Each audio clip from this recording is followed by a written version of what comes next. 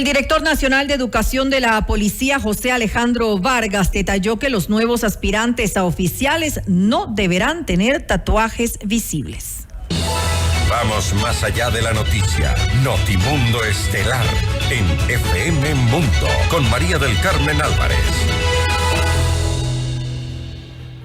Nos acompaña a esta hora el doctor Hugo Espín, él es abogado penalista. Doctor Espín, muy buenas tardes y gracias por acompañarnos. Le saluda María del Carmen Álvarez. Muy buenas tardes, muchísimas gracias por la invitación. Doctor Espín, ¿qué decir pues de esta exclusión en el proceso de selección de la escuela superior para aquellos que aspiran a ingresar como cadetes? ¿Es esto, tiene una base legal, es constitucional? De hecho, no. Yo creo que un poco la policía establece parámetros de acuerdo a las exigencias o necesidades institucionales, pero hay que ver que dentro de la institución policial ya hay un gran número, y digo gran número por conocimiento directo, de personal, de servidores policiales, tanto en el grado de oficiales como en el de servidores técnico-operativos, que usan tatuajes. Entonces, si ponemos una exclusión para quienes están ingresando, y esta exclusión no tiene una base técnica, una base estructurada, una vinculación, una estructuración que no sea estigmatizar a quien tiene una marcación de que puede ser un tema inclusive hasta de modas, realmente esto va a tener una carencia de objetividad y seguramente será objeto de algún tipo de acción de protección de los propios aspirantes que están presentándose. Ahora escuchemos exactamente qué es lo que ha dicho la Policía Nacional acerca de esto. Esta decisión que se tomó se la hizo en base a encuestas, a una encuesta de casi 22,000 personas, en la cual 5,800 manifestaron que no sentían confianza cuando eran atendidos por un policía que tenía tatuajes visibles. Hay que tomar en consideración que en este momento complejo que está viviendo el Ecuador en relación a su seguridad, ustedes deben conocer que las organizaciones ahora llamadas terroristas tienen tatuajes con los cuales ellos señalan su fidelidad con la organización en la que están relacionados. E inclusive las jerarquías que tienen dentro de esta organización terrorista están establecidas por los tatuajes que tienen. Entonces, en abril del 2023, con un acuerdo ministerial, se estableció que los policías no podrán tener tatuajes en áreas visibles.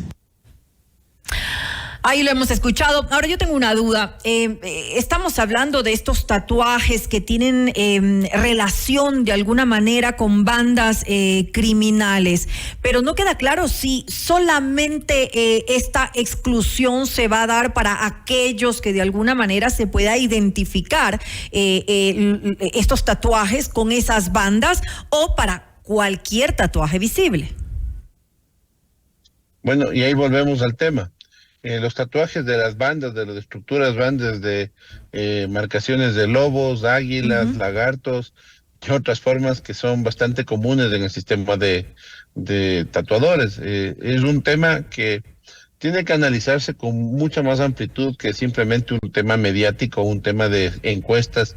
Como digo, dentro de los 58,000 hombres y mujeres policías, hagamos una encuesta de cuántos están tatuados. ¿Y qué tipo de tatuajes tienen? Si no tenemos también inclusive los nombres de las unidades a las que pertenecen como parte de la cultura que ha existido dentro de esto. Y esto no es algo nuevo, es algo que se viene respaldando de muchísimos años atrás. Yo no discuto los reglamentos o condiciones que puede poner la Policía Nacional, pero tiene que tener un asidero legal y una coherencia sobre lo que es la base social. Estigmatizar a las personas por un tatuaje es como establecer que todo aquel que tiene un tatuaje que tenga un tigre es parte de una estructura criminal delictiva, y esto creo que ha sido bastante debatido dentro desde el punto de vista constitucional y desde el punto de vista dogmático del derecho. Esto sí es un absurdo jurídico, pero de todas maneras volvemos al punto inicial. La policía puede establecer para los nuevos ingresos. ¿Qué pasa? Como bien dijo el coronel Vargas, los ciudadanos sienten desconfianza de los policías que están tatuados. cuántos y están tatuados, ¿qué vamos a hacer al respecto? Vamos a hacer borrar todos los tatuajes a los policías. Entonces hay que haber una congruencia y finalmente entender que estamos quedándonos en la forma. Lo que se tiene que validar, lo que debe hacer la policía, y es un trabajo bastante arduo y complejo, es estructurar si es que quienes están aspirando a ser servidores policiales, técnicos directivos o técnico operativos, tienen algún tipo de vinculación o relación con los grupos delincuenciales, con los grupos de delincuencia organizada, con los grupos de terroristas o de estas agrupaciones que hoy han sido calificadas así de acuerdo al decreto 110-111. Ahora, en algún momento he escuchado que se ha comparado pues esto de los tatuajes con lo que sucede con las maras centroamericanas, ¿no? Pero de lo que yo conozco funciona de manera diferente. Estas bandas delincuenciales, estas pandillas, que en realidad así es como se denominan en Centroamérica, los tatuajes tienen una relación completamente diferente a la que aquí se pueden encontrar o se pueden tatuar de alguna manera las personas. Es decir, ahí tienen una historia, su historia criminal de hecho está identificada en su cuerpo con los tatuajes. Y en el Ecuador también. Si nosotros revisamos las personas privadas de la libertad que pertenecen a estructuras delictivas, que están dentro de los grupos delincuenciales de delincuencia organizada, de delincuencia terrorista, que están operando en el Ecuador y que han sido detenidos, efectivamente también tienen una serie de tatuajes que nos dicen a qué estructura pertenecen, cuál es su jerarquía interna dentro de la estructura, cuántas personas han matado, cuántos atentados han ejecutado, cuáles han sido exitosos, cuántas personas o cuál es su área de liderazgo. Es decir, existe mucha información en esto y la policía de hecho cuando levanta la identificación biométrica de los privados de la libertad, identifica los tatuajes para poder entender cuáles son las organizaciones o cómo se están manejando. Entonces, efectivamente, por eso decía yo, no se puede poner en una misma olla a todas las condiciones. Habrá que analizar, yo creo que ser un purista cada caso, mañana. Así es. Sí, yo personalmente no tengo ningún tatuaje. En mi cuerpo nunca lo he hecho y nunca lo haré, pero es una convicción personal. Pero si lo haría el día de mañana, eso no me desacredita como persona, como profesional o como ser humano.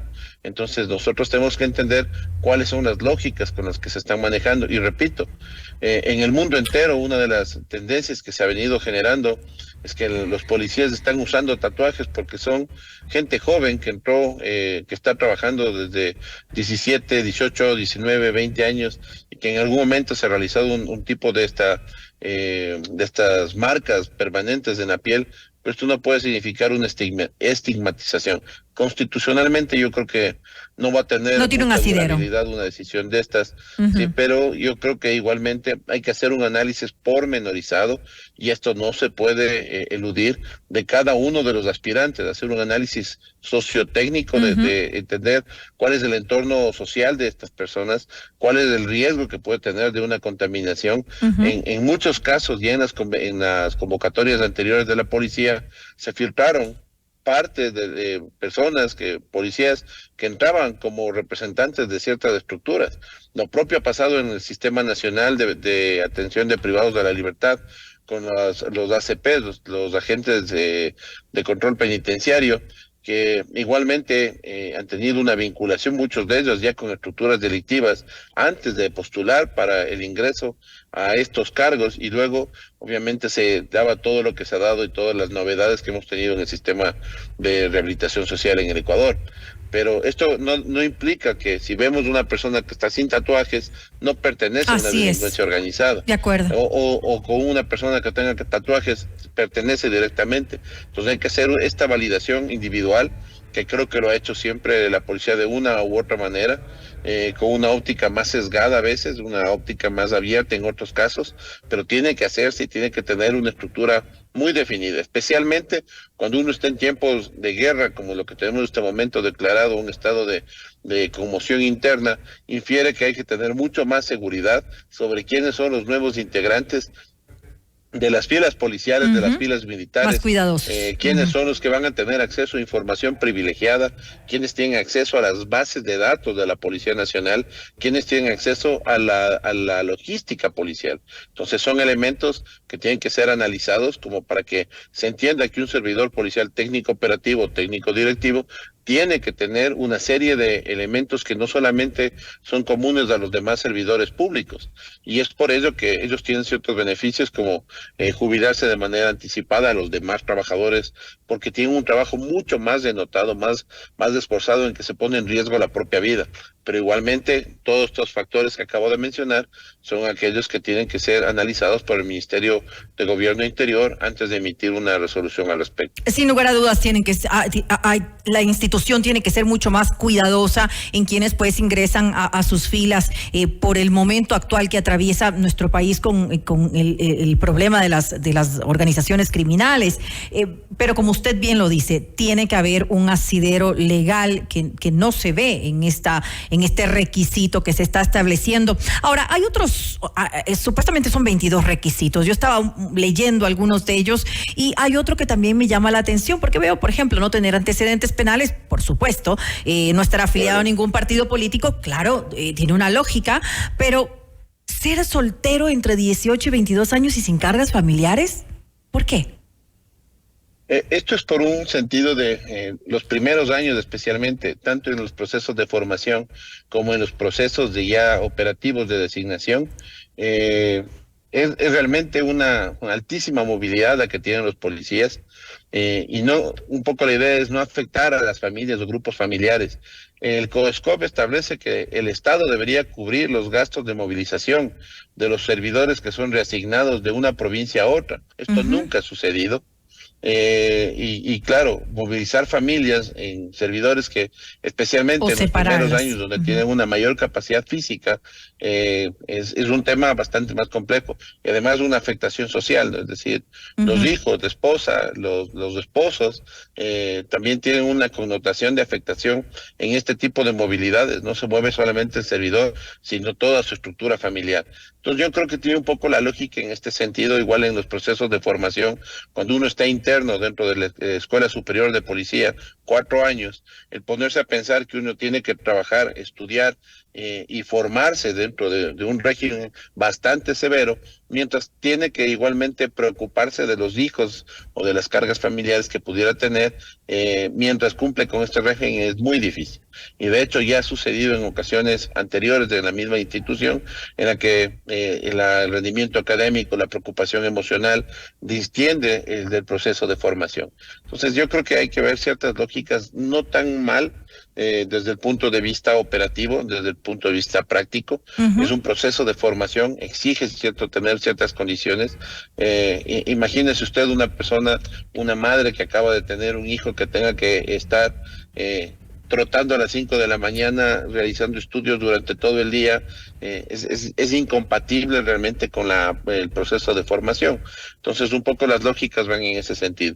Yo considero que en la policía tiene una experiencia de una profesionalización de más de 80 años, donde ha habido prueba y error en muchísimos temas, y que esta doctrina es lo que va a ir fortaleciendo el que haya menos errores y mejores policías.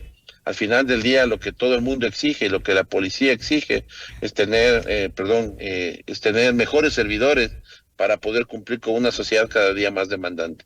Pero si lo vemos de esa forma, desde ese punto de vista, entonces también de alguna manera el tema de los tatuajes tiene una lógica. Es decir, sí, tal vez no cualquier tatuaje, me refiero a si tiene un tatuaje visible de cualquier cosa que no tenga relación, pues sería absurdo. Pero si son tatuajes que de alguna manera los policías saben y reconocen esos tatuajes que pueden identificar a los aspirantes con alguna banda criminal, entonces también tendría alguna lógica. Sí tiene, por eso yo le decía, cuando nosotros identificamos un tatuaje, es parte de la identificación biométrica de una persona y hay un seguimiento, pero el tatuaje por sí no es un excluyente. No, por sí no. El tatuaje es un coindicador de que o disparador de alertas, que es un poco lo que venimos diciendo. Una persona con cargas familiares no va a poder cumplir con un proceso de formación por incapacidad psicológica, física tiempo y aptitudes.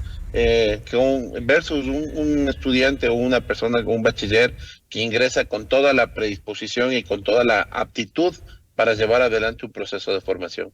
Yo creo que en esto la policía, como digo, tiene en operación 24/7 escuelas de formación a nivel nacional, y las experiencias, la casuística, la problemática interna de las escuelas, casos como el de María Belén Bernal, dispararon miles de alertas a nivel nacional. Sí, pero de todas estas enseñanzas, la policía tiene que sacar nuevos elementos como para que no se repitan jamás elementos así, que los familiares ingresen a las escuelas de formación. Pero si tenemos personas con cargas familiares, esto es imposible. Entonces, de alguna manera, las lógicas tienen que ser integrales. Entiendo que la policía está aprendiendo muchísimo de sus propios errores y lo están tratando de aplicar en los nuevos procesos de formación.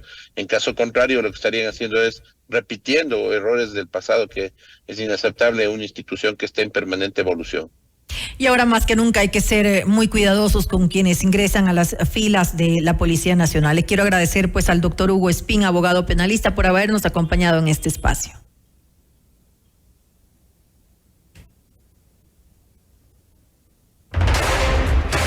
Objetividad y credibilidad. Notimundo Estelar. Con María del Carmen Álvarez y Fausto Yepes. Regresa enseguida.